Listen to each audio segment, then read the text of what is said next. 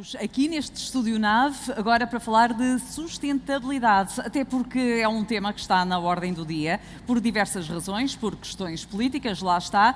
Não pode ser apenas uma questão de moda, mas o problema é quando este tema está na agenda política, mas não é respeitado. Basta lembrarmos, por exemplo, do Acordo de Paris, que propriamente o respeito tem sido praticamente nulo em relação às metas que foram estabelecidas, inclusive pelos grandes países, os considerados grandes países.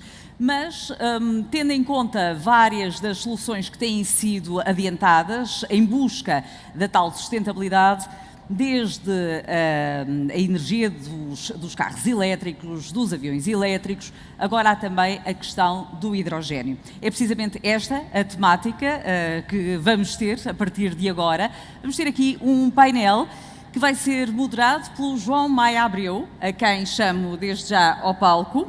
Ele vai moderar este painel, que se chama Aviões a Hidrogénio e Infraestruturas Elétricas para o Desenvolvimento de um Aeródromo Verde.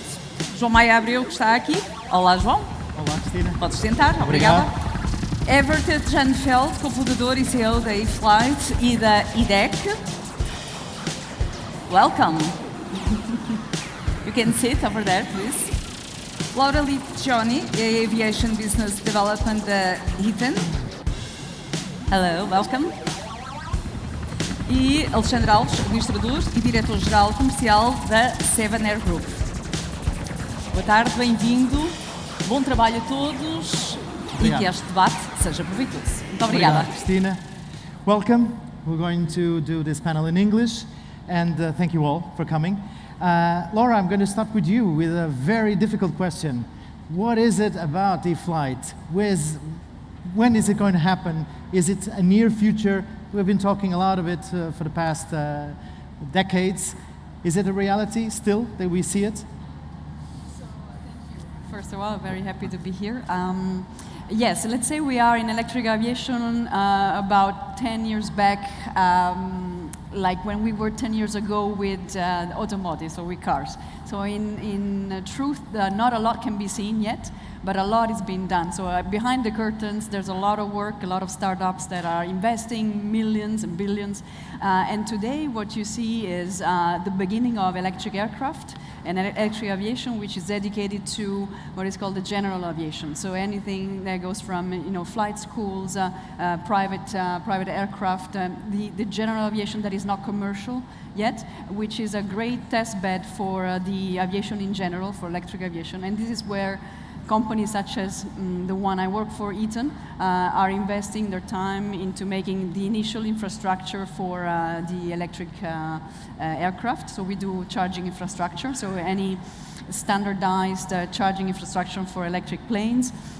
That today is an important phase for the to allow the electric aviation with two-seaters or four-seaters, and then we will then develop from there into higher power charging for larger aircraft, which will go more into commercial use.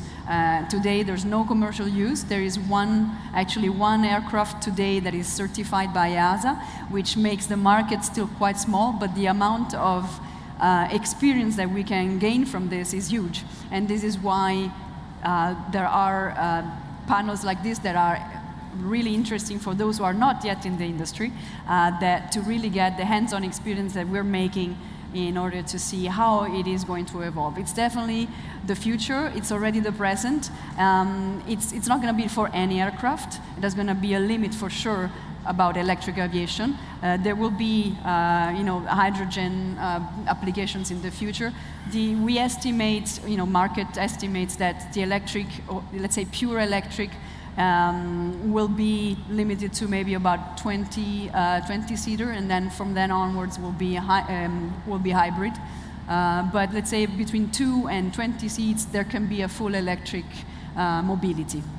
And we'll be talking about a reality that exists almost in the near future with Alexandre in a little while, but before, Evert-Jan, general aviation. If we think that for small planes this is probably not so much science fiction, but it's already happening, for general aviation, is it still science fiction? Do we see it in the future? What is your opinion? Well, it's definitely not science fiction, because eFlight has been standing up from the 1st of May as a fully electrical flight school. So we train all the people. It is private pilot license, so it's the beginning of the trainings basically. But 90% of all our flights are fully electric in a two-seater. Obviously, it's the beginning. It's like Laura said, it's the first aircraft that was certified. We need better battery technology, but that will happen soon. The Velus aircraft can fly 45 to 50 minutes and still have reserve. So for a flight school now, it is already feasible, and the future will only be brighter. Yeah. So it's no science fiction. You can do it tomorrow if you want. And I'm sure we'll go back to it in a while. But do you see it in terms of support, in terms of society and governments, and do you see it in Netherlands at least? Do you see it as well received, the prospect? Well, I think the benefit is the sound. Oh yeah, the sound is on. The benefit for us is that the automotive industry started about 12 years ago, and everybody said it's not going to happen. And now it's a common knowledge that there is electrical driving, and everybody is acceptable to it. I think that has paved the path a bit for aviation. Still, I'm talking to larger flight schools, maybe we address it later on, and they say, well, I think it's not going to happen anytime soon. We need better aircraft, and of course we always need better aircraft, and existing flight schools also have a fleet which is sometimes really old, but it still flies, and it makes money, and it makes a little bit more profit than buying a complete new training fleet and having a little less profit, although it's much better for sustainable aviation and pollution. And that's the main reason why we want other flight schools to join, because we need it. We need to do something, right? You are at the board of Sevenair, which is a company that's based also here in Pontsor, has an office and a stage here, and you have aircrafts here, and you have some news to give us, I believe, that we'll have in the near future. This, in terms of timing, is already concrete. So you have already planned schedule for the first one. We think so, at least. So as Everett was saying, well, we have a flight academy, as you know, that we operate here in Cascais. And we are trying to find a solution for the flight training, because we believe that will be the initial, it would supposed to be the initial investment of the OEMs to provide to the market 2- and 4-seaters fully electric, but we don't see that much. But we found in our airline, so we have a regional airline that operates in Portugal and in Africa. And again, we were suffering with the high cost of fuel, high cost of maintenance, and also up to 2050 we need to be a zero emission, not only airline but industry. So we started looking for some solutions, and looking at the market, we found one that we believe so far it's the right one. It's Aerospace in Sweden. It's a Swedish startup that has a very strong financial backup and also technology backup. So a big team that was coming from Embraer, from Mitsubishi Regional Jet, and they introduced a regional airliner, 30-seater, that would be, if everything goes according to plan, approved and certified under EASA in 2027, and we will announce on Friday, and we will sign here in Portugal Air Summit a letter of intent to acquire 3 aircrafts with 3 other options. So we expect to receive them in 2030, and in terms of aviation, 2030 is tomorrow, so we expect to get it very, very soon. Thank you.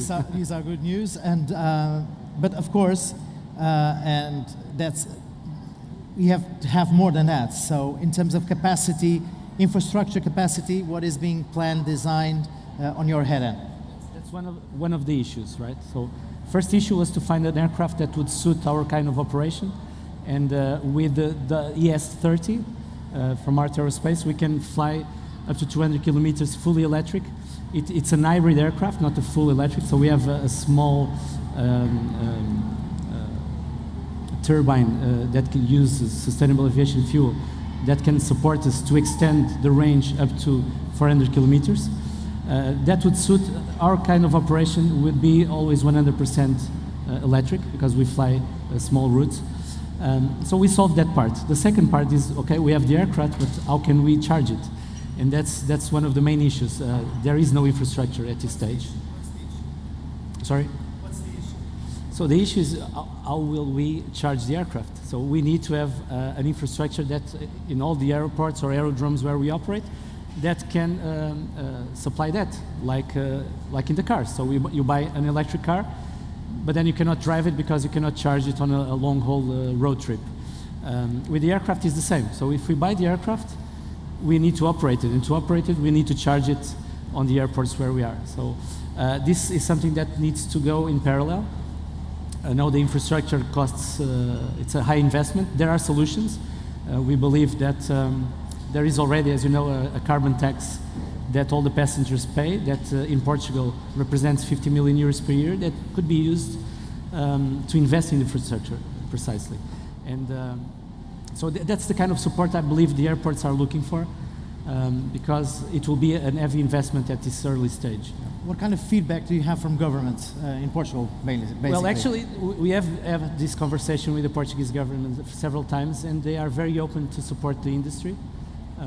Not only in the possibility of the acquisition of the aircraft, because it will be brand new, very expensive aircraft, but also to support the aerodromes and airports in the development of the infrastructure. So I think, at least with the conversations that we're having, they're very keen to help the industry. Laura, because charging infrastructure is a problem, is an issue, Yes. is a dilemma. It's an opportunity, let's say. It's an opportunity also. Exactly. Yes. What is the dilemma Totally, here? yeah. What is the issue? What is It's the totally opportunity? the point, and I'm happy that you brought it up, because it's really like the chicken and the egg. And we were there before, 10 years ago, and we're going to be there again, because business, unfortunately, doesn't necessarily learn from the past. We all look at, in front of us instead of finding ways to cooperate. This is unfortunate, but this is already one big obstacle. It's standardization. There is no standardization in the industry, and also EASA hasn't yet found a norm or something to gather everybody around. So there is no charger that can be sold today which has a standard.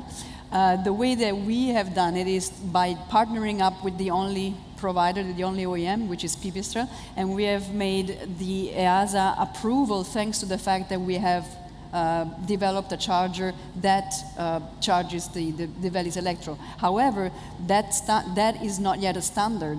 There's working groups that are working into making that becoming a standard, but until the standard is there, it could still take a few years. So that's number one, and number two is the who pays what. And this is a major thing, because the infrastructure for electric aircraft is huge. I mean, it's very expensive. We're looking at look at like trucks, for instance, like what trucks will need from 150 to 500 kilowatt chargers up to 1 megawatt charger. This is normal daily talks in aviation.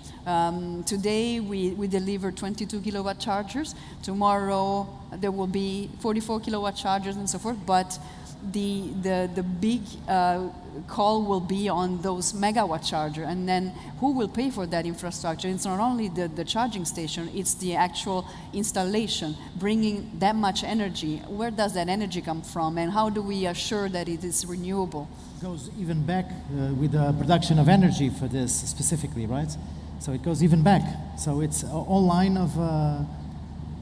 Yes, and this is also why it's a good approach to say, okay, before we look at just the aircraft, where everybody is very enthusiastic. If you have heard of eVTOLs, electric vertical takeoff and landing, so those are basically passenger drones and autonomous drones that are going to fly one day between cities and regions. There's a big necessity of seeing where that energy will ensue, where it will come from, and these are big costs that need to be absorbed. And today it's the subsidies and it's the government commitment that needs to give a clear position. Hence the needs, because when the hard aerospace aircraft is going to come, here, they will definitely need more than 22 kilowatt charger, and there will be hundreds of amperes. Where do I get that energy? How much PV photovoltaic energy will I need for on site, and how much from the grid, and how do I shape the peaks, and so on and so forth.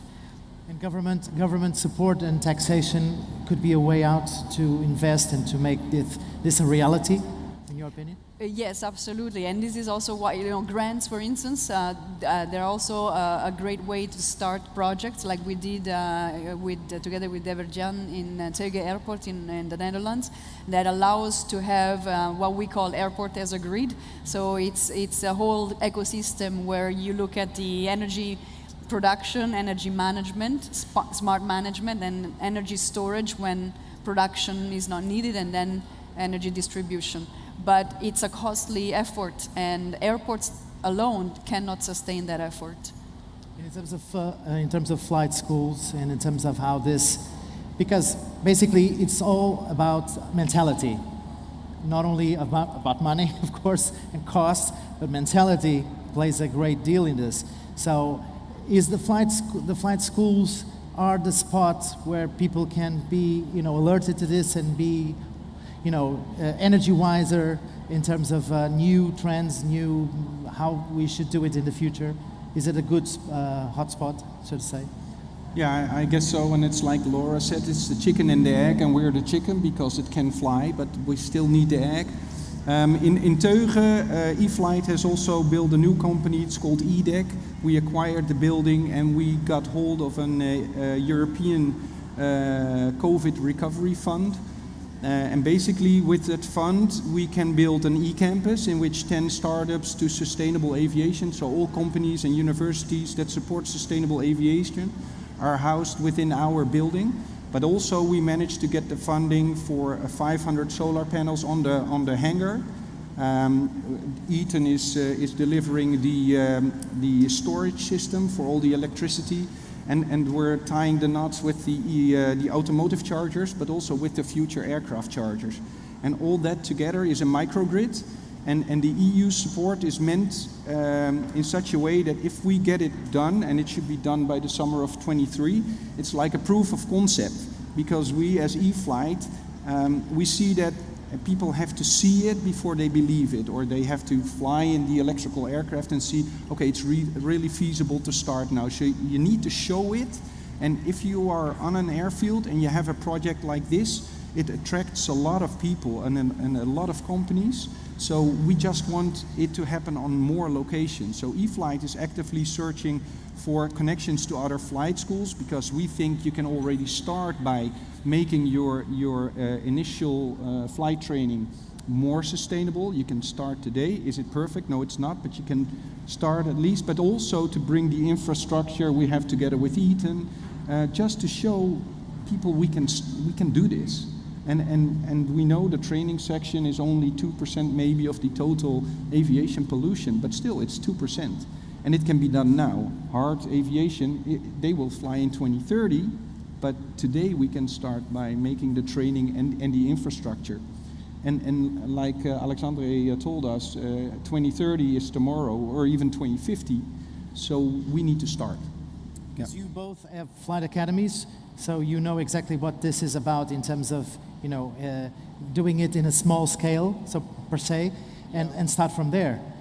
Yeah, we just met. So I still have to get him on my side, but I understand his opinion. He's a large flight school, and they train up to the professional level, and it's most of the times it's an integrated training, and you have the fleet already, and they're struggling to uphold their own pants money-wise. So it's not easy to just say, okay, I'll put 1/3 of my training, I'll buy a new fleet, and I'll start training sustainably. So we need work. Yeah. In terms of reaction, what is the feedback from people? Feedback overall is really good. Even the most skeptical people who have flown fully electrical say, okay, it's maybe not as bad as I thought. So, and it's the future. It's just like the automotive industry. It's the future. We have to do something, and all of these projects are bringing something to the table. like Laura said, you know, a little bit like a comparison with electric cars when it started, and how bizarre and how not so practical it was, and nowadays you see it is. So in terms of timing, in terms of the process, Alexandre, is this, in terms of reaction in Portugal, about the trying to, you know, go to sustainability and try to, is it still in terms of reaction, do people understand this as a necessity in terms of government and... I think so. Well, Portugal has been in the forefront of sustainable investments. So we have around 80% of our energy is powered by natural resources, which is one of the top countries in Europe. So I think, and you see the number of electric cars being sold, it's been just growing and growing. So I think all the society has changed their mind and understood that we need to change as we live. As you see, we are in October and we have 30-something degrees here. It's not natural, right? So we see that there are some changes, and our impact in the environment is a reality. As an industry, aviation has actually been a focus of many environmentalist groups, but actually we just represent 2% of the emissions. So if you compare with the maritime industry or construction or the textile industry, they both represent altogether, the three, maybe 70% of the emissions, and we don't see them being as attacked as the aviation has been. But because of that, and because aviation has always been in the forefront of technology and development, I think, and in Portugal, we can be a case study. So we have, I think, the society already with a mindset for that. We, as an aviation player, we have the mindset for technology developments. Our country is small, so we can be almost a case study to implement this kind of new technologies. Because the main issue right now is the autonomy of the aircraft. So the technology already exists, the batteries will be similar to the cars. The only thing is, can we fly 100 kilometers or 200 or 300? And Portugal, being so small, in this case is an advantage. We can be an example for the initial aircraft. We can do, of course, have some issues in the initial flights. Like the first cars, they had issues. Like the first Teslas had problems. So the first aircrafts will have some problems, and I think we can be an example for that. And the first are always problematic, right? The first are always problematic. They open the way, but it's always an issue with everything. But we can be like the test country for some of these solutions and help the industry develop. I think this government has been openly available to help this kind of investments in infrastructure and companies that want to introduce these technologies. And the society itself, I think we are in the right stage to do it. Yeah. Yes, Ever. Don't forget that the aircraft now, it's a totally different game. If you buy an electrical car, it is what it is till the end of life. But as the battery technology improves, and the automotive is 2 years ahead of us, because certifying the new batteries under EASA takes about 2 years. So we have a nice glass ball to look in and see what the future will bring. But hard aerospace now does then at 200 kilometers fully electrical. But after 4 years, they probably will replace the batteries, and then they will fly fully electrical for 300 kilometers. So basically, every time you need to replace the batteries or the engine, you get a better battery or a better engine, so basically a newer aircraft. So the aircraft keep up to standard, and that's really nice. So can I do a comparison with the first mobile phones that we had? Big things, and then now more or less the same, right? The first one is always, you know, high consume and energy sufficient, not so much in terms of the autonomy, and then we'll move on. And the thing as Everett was saying is exactly that. With the project, the ES30 from ART, and we are part of the Airline advisory board, so we are very close to the development of the aircraft. Is exactly that. So the airframe will be the same in 10, 15, 20 years, but the batteries, with the rhythm of evolution that we will have, actually the aircraft will increase its value in the future, not like the current ones that we have that decrease value, because the autonomy will be higher, technology will be different. So that's something it's a game changer in terms of what we have in the industry. Yes, Laura. Let's not Sorry, forget we're that not here? Yeah. Now it is.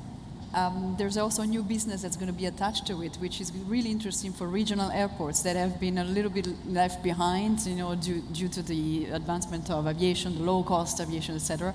Now, these regional airports can revive their business thanks to regional aircraft such as the Heart Aerospace. They're having maybe More shorter hauls, cargo, but more cargo, right? cargo and passenger. Yes, so that you can have different destinations that are not clogging the big hubs such as Schiphol, Amsterdam or Paris, etc., that are still close enough to the city centers. And it's very interesting because I don't have to queue. I'm going to be closer to my destination area. I can do the last mile potentially with the eVTOLs one day, the last 10, 20 miles.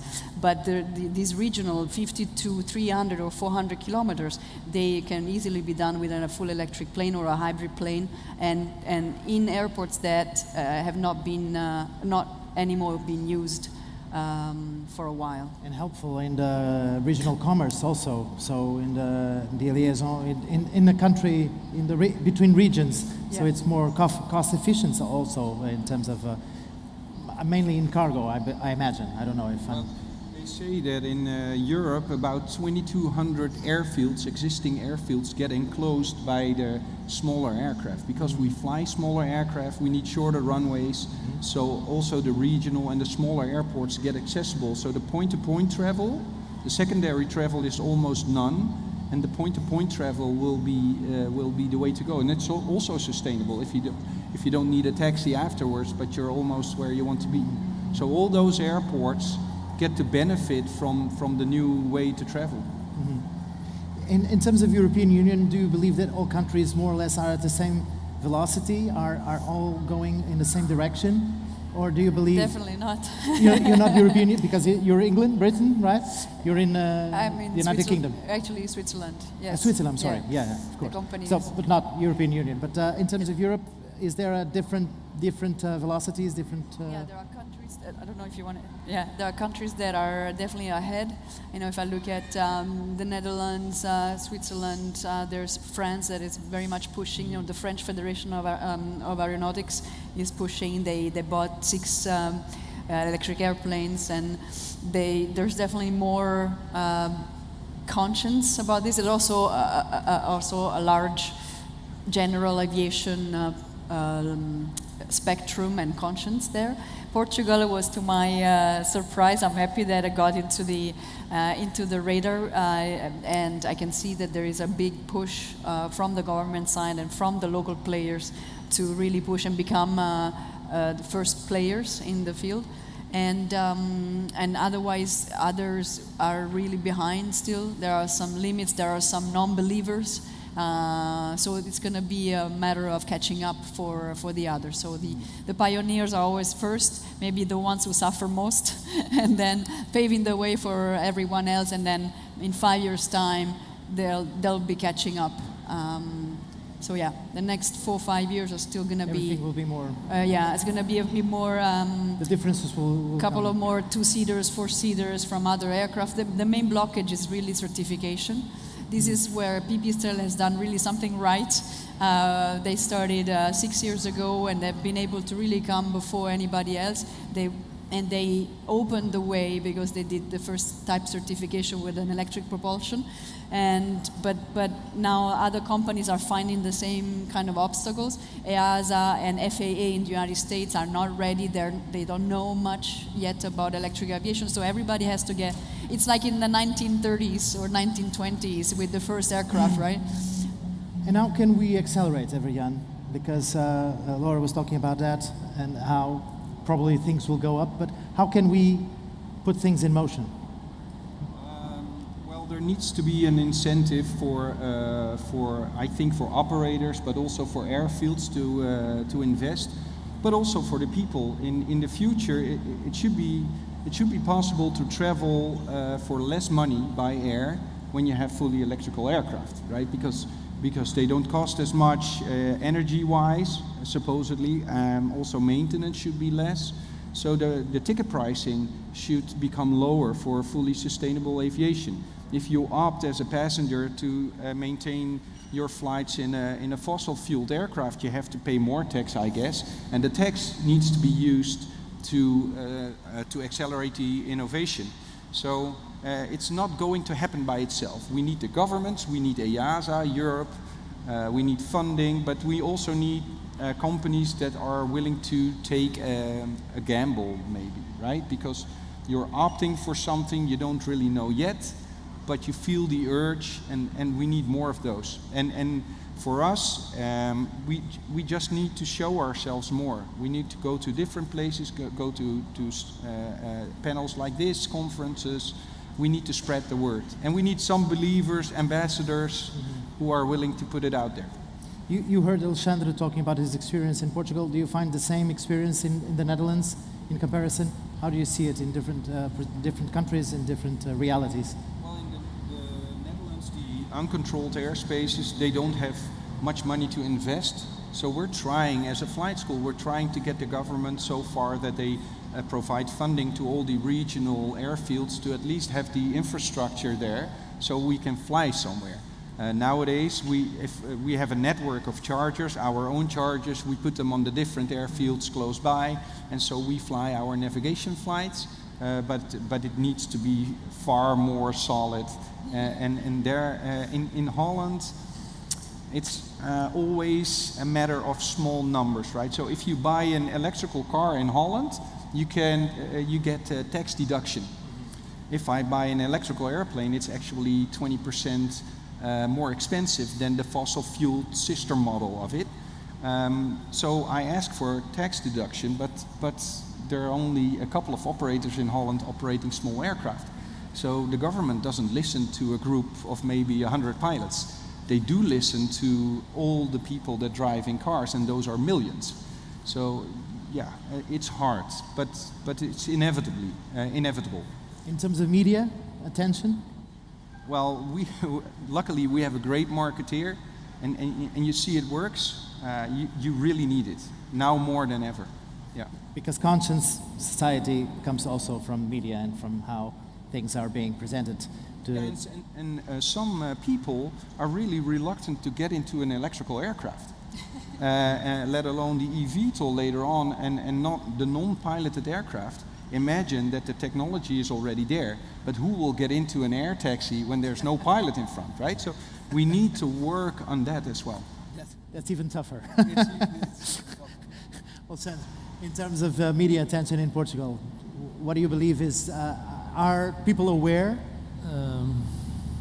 Not so much. Not so much? I think we need more. Yeah. What's missing? Well, we see in the news a lot of.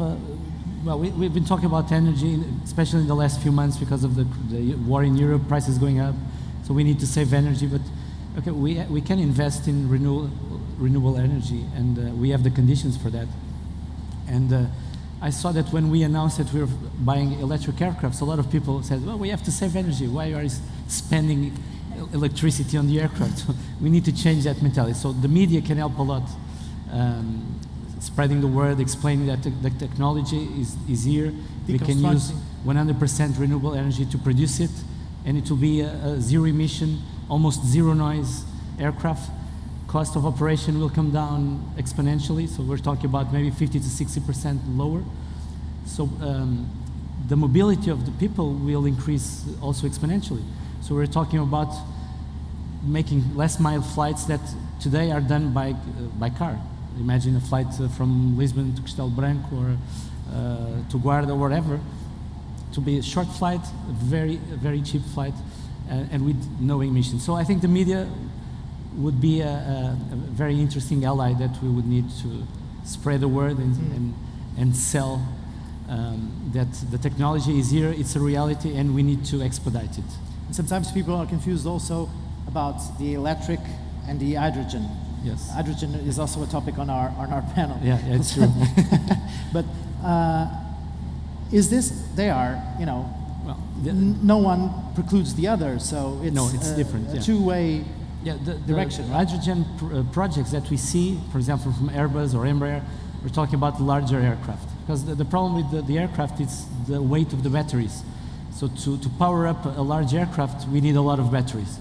So the weight, it's so high that you cannot fit passengers there, so it doesn't make any sense. So the projects that we see for Airbus or Embraer, it's to develop electric hydrogen engines. So we create the hydrogen that will power... Hybrid that you were talking about. It will be an hybrid. But it's still far behind than the ones that we've been talking about here. So this is already a reality. We have the batteries, we have the technology. I would say that the hydrogen would be, if we're talking 2030 for this regional aircraft, the hydrogen will probably take 10 years more, I would say. So we're a little bit far behind that. Laura? Yeah. I wanted to add that, like everything in our day and life, it's always about timing. If you think that electric technology was there at the beginning of the automotive industry, but it didn't take off until 100 years later. That's because the political will was there, the economical will was there, the public awareness and acceptance was there. So it's the time of the electric today. And same thing with aviation. Now is the time where the convergence of the interests are there. And it's not only about the public willing it or the economic power or the political power, it's a mix of everything. So we need to ride the wave and make it happen and make it as good as possible and as environmental and renewable as possible. And then at the same time, in parallel, develop new technologies that will allow the Airbuses and the Boeings to fly completely in a renewable way. And we know it won't be electric. It won't be electric batteries in those planes. It will be something else. Will it be hydrogen? Possibly. Will it be something else? If it's invented, yes, why not? But if we don't take one step after the other, we will never get there. That's why I would like to think of the glass as half full, then half empty, to those that say, yeah, but the battery pollutes, or the battery is too expensive or too heavy. But nobody ever questions the batteries that we have on our smartphones, and there's billions of those. So, public acceptance will make it happen, no matter what. Yeah, and that's also the case with governments and the public acceptance. We need to inform them. You cannot expect a government to by itself proceed forward and say, sustainable aviation is the way to go, because they don't know. And aviation is normally really conservative. So we need to tell the government, we need to tell the locals, we need to tell everybody and guide them into the new way of thinking. We cannot expect them to do it by themselves. And there's no way back, right? There's no way back. So there's a path so let's go forward, and also, if not for any reason, sustainability obliges to go that way. Let me thank you for being here in this panel. Hope that Alexander invites us for not with the first, but the second or the third flight, 2027. Not the first one. Not the first. I said the second or third. It's better. Thank you very much. Laura Leocini, Aviation Business Development at Eaton. Evert Jan Veld, co-founder and CEO eFlight. Alexander Alves, administrador, diretor-geral comercial da Sevenair Group. Thank you very much. All the best. Thank you. Obrigado.